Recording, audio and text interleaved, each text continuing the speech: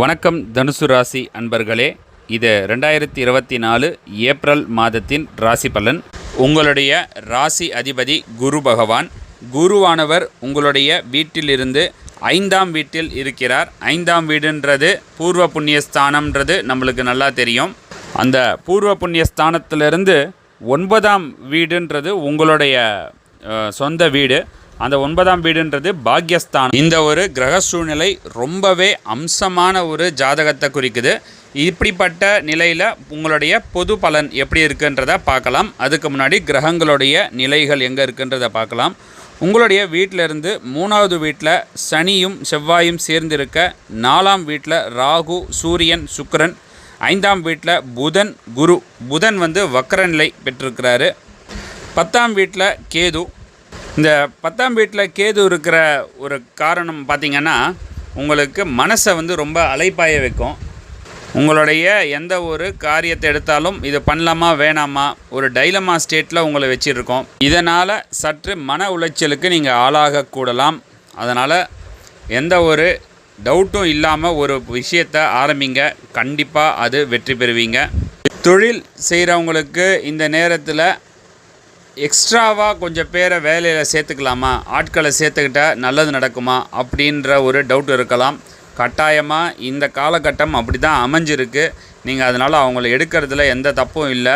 அதனால் உங்களுடைய தொழில் வளர்ச்சி அதிகமாகும், லாபமும் அதிகமாகும். புதிய பிஸ்னஸ் பார்ட்னர்ஸ் இப்படிலாம் உங்களுக்கு சேர்கிறதுக்கான ஒரு காலம் இது. ஏன்னா 5வது வீட்டில் இருக்கிற குரு 9ஆம் வீட்டான உங்களுடைய வீடை பார்க்குறது ரொம்ப யோககரமான காலம். இந்த ஒரு காலகட்டத்தை நீங்கள் உபயோகப்படுத்திக்கோங்க.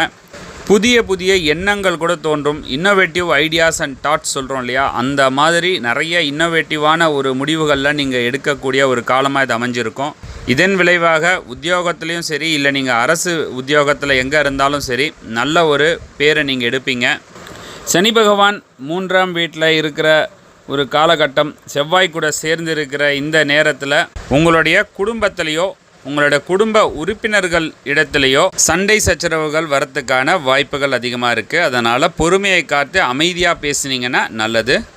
இன்னொரு பாசிட்டிவான விஷயம், குருவும் புதனும் சேர்ந்து 11ஆம் வீடு. 11ஆம் வீடுன்றது லாபஸ்தானம். அந்த ஸ்தானத்தில் சனி பகவான் இருக்கிற ஒரு காரணத்தினால உங்களுக்கு வருமானம் வரதில் எந்த ஒரு சிக்கலும் இல்லாமல், பண நெருக்கடிகள் பெருசாக இல்லாமல், நல்லா லாபகரமாக நீங்கள் சந்தோஷமாக இருப்பீங்க. 3ஆம் வீட்டில் சனி பகவானோட செவ்வாய் இருக்கிற காரணமும், சனி பகவான் தனித்தே நின்றாலும் கூட அது இளைய சகோதர ஸ்தானம். இதனால் உங்களுடைய சகோதர வழியில் ஒரு சில சிக்கல்கள், சண்டை சச்சரவுகள் வரலாம். அதே மாதிரி 4ஆம் வீட்டில் ராகு, சூரியன், சுக்கிரன் இணைந்து இருக்கிறாங்க. ஏப்ரல் 8ஆம் தேதி ராகு, சூரியன், சுக்கிரனோட சந்திரனும் சேர்ற காலம் சூரிய கிரகண தோஷம் நேரக்கூடிய ஒரு காலமாக இருக்குது. அந்த நேரத்தில் ரொம்ப ஜாகிரதையாக இருந்துக்கோங்க. தோல் வியாதிகள் போன்ற விஷயங்கள் வரலாம். இந்த காலகட்டத்தில் குருவோட ஆதிக்கம் உங்களுக்கு நல்லாவே இருக்கிறதுனால, வியாழக்கிழமைகளில் நீங்கள் எந்த ஒரு தொழிலோ அல்லது எக்ஸாமோ இல்லை ஏதாவது டெஸ்ட்டு அதெல்லாம் பண்ணிங்கன்னா கண்டிப்பாக வெற்றி கிடைக்கும். அதே போல் மஞ்சள் கலர் ட்ரெஸ்ஸை போடுறதுனால நல்ல ஒரு வெற்றி வாய்ப்பு அதிகமாக இருக்குது. கொண்டைக்கடலை போன்ற இந்த வியாழனுக்கு பிடிச்ச விஷயங்களை நீங்கள் பிரசாதமாக பக்தர்களுக்கு விநியோகித்து வர நன்மை பிறக்கும். நன்றி, வணக்கம், வாழ்க வளமுடன்.